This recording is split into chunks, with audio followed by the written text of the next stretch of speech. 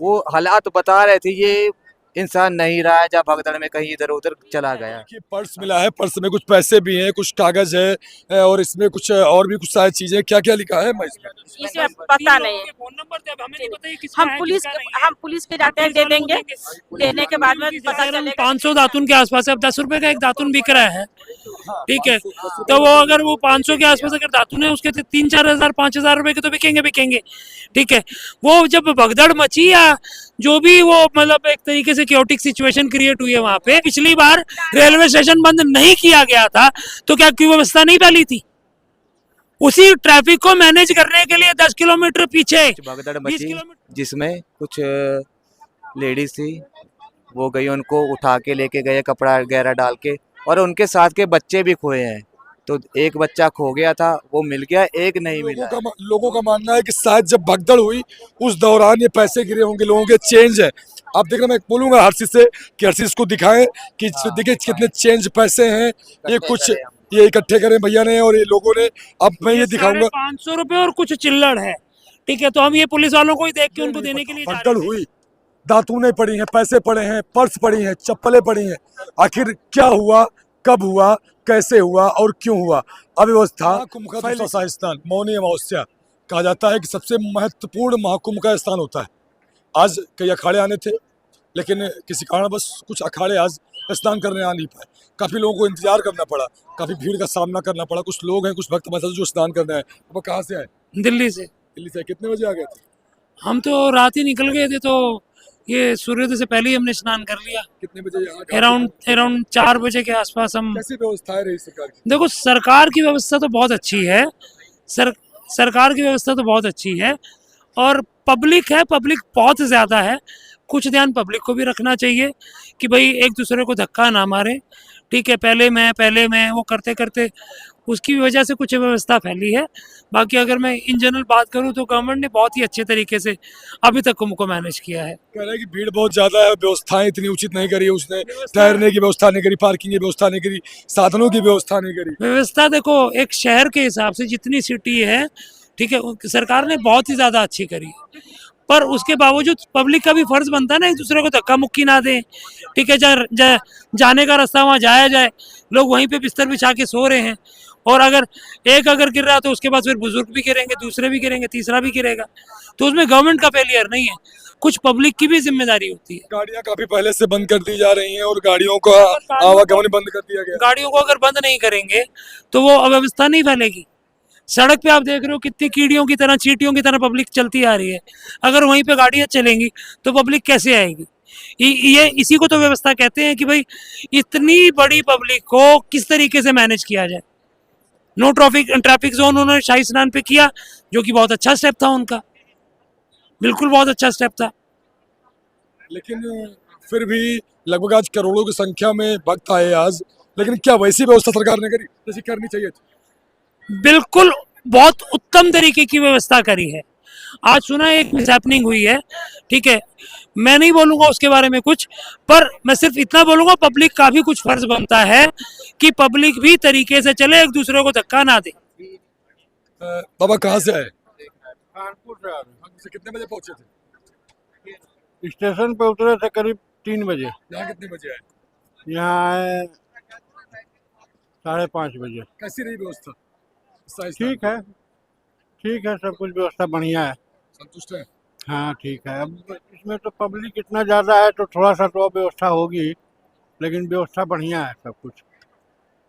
सुनने में आया कि कुछ कैजुअलिटी भी हुई है, कुछ लोग भी मरे हैं, कुछ लोग चोटिल भी हुए हैं। हाँ जी, सुनने में तो आया। आए, लेकिन हमने खुद अपनी आंखों से नहीं देखा, अभी हम उसको देख पाए भी, हाँ हुआ है, लेकिन हमने सुना है भी ऐसा कुछ वाकया हुआ है। कुछ लेडीज ने न्यूज़ में हमने सुनने देखा है भी, कुछ भगदड़ मची जिसमें कुछ लेडीज थी, वो गई, उनको उठा के लेके गए कपड़ा वगैरह डाल के, और उनके साथ के बच्चे भी खोए हैं। तो एक बच्चा खो गया था, वो मिल गया, एक नहीं मिला है।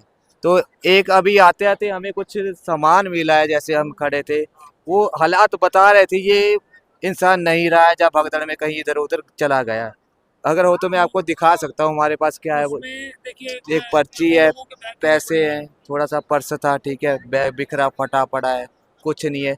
वो ऐसे सामान था जैसे वहाँ पे जो लोग बेचते हैं ना, सामान जो बेचते हैं उनका सामान था वो। बेचने वालों का। हाँ, उनका सामान था वो। अगर बेचने वाला तो अपना लेके जाएंगे ना, वो भगदड़ में छोड़ के थोड़ी जाएंगे। अगर उनके साथ कुछ हुआ है तभी वो चीज सामान वैसी पड़ी है, वहाँ पे बिखरी पड़ी है ना। 500 दातुन गिरे पड़े हैं सामने, कम से कम 500। कहाँ की बात है? यही सामने डस्टबिन है, वो डस्टबिन के पास बिल्कुल बिखरे। अरे बिल्कुल ये 48 नंबर के पास ये क्या कहते हैं वो जैसे हम 500 दातुन के आसपास है। अब 10 रुपए का एक दातुन बिक रहा है, ठीक है, तो वो अगर वो 500 के आसपास अगर दातुन है उसके 3-4 हजार 5,000 रुपए के तो बिकेंगे, ठीक है। वो जब भगदड़ मची या जो भी वो मतलब एक तरीके से क्योटिक सिचुएशन क्रिएट हुई है वहां पे, तो या तो वो भागे हैं या उसे किसी को चोट लगी होगी, ठीक है। और काफी लोगों की जैसे हम देख रहे हैं जूते चप्पल बैग, ठीक है। अब आपको भी मालूम है जब करोड़ों की संख्या में लोग आएंगे, हर किसी को वो क्या कहते हैं रेलगाड़ी में बिठा के तो घाट तक पहुंचाएंगे नहीं। पब्लिक की भी कुछ जिम्मेदारी बनती है कि भाई व्यवस्था को मेंटेन करके उस तरीके से चले। अब एक आता दूसरे को धक्का देता है, दूसरा आता तीसरे को धक्का देता है, उसमें सरकार क्या कर लेगी?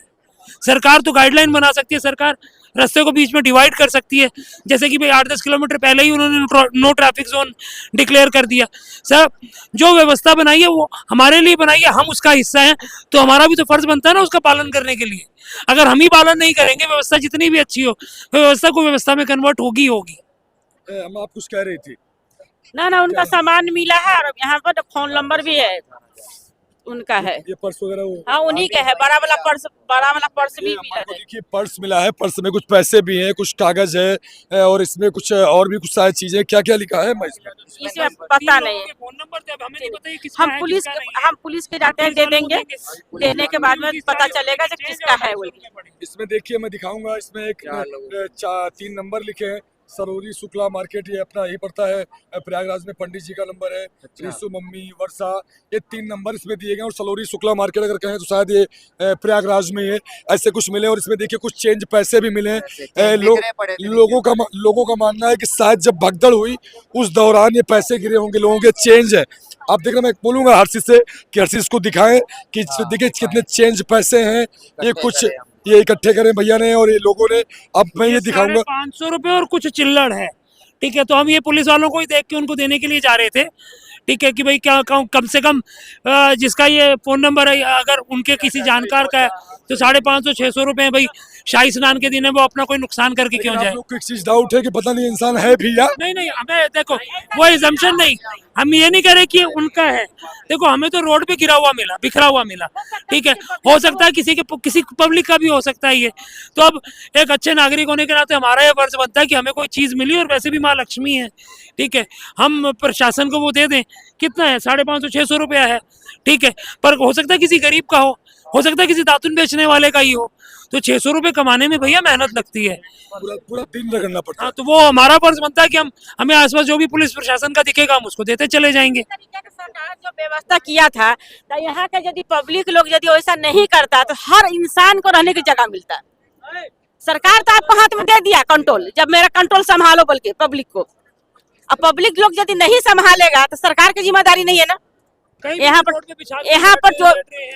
जो भी यहाँ पर आदमी अपना बनाया है, रूम बनाया या कोई भी बनाया, लेकिन अगर व्यवस्थाएं नहीं होगी, कहीं लेटने की व्यवस्था, रैन बसेरे की स्थिति है कि एक होटल का किराया, कमरे का किराया एक दिन का 15 से 20 हजार रुपए है। माना आप गरीब है, अब कहाँ से उसी का आपको जवाब दे रहा हूँ। नहीं उसी का आपको जवाब दे रहा हूँ जी।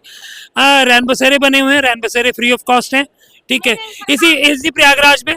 और अगर हम कुंभ नगरी में जाते हैं, ठीक है, जितने भी अखाड़े हैं, जितनी भी जहाँ पे भगवत गीता का पाठ हो रहा है या इस तरीके से, उन सब ने व्यवस्था कर रखी है 5-5 हजार 4-4 हजार लोगों के रहने की, फ्री ऑफ कॉस्ट रात को सोने की। यहाँ तक कि जिनके पास कंबल नहीं, उन्हें कंबल प्रोवाइड किया जा रहा है।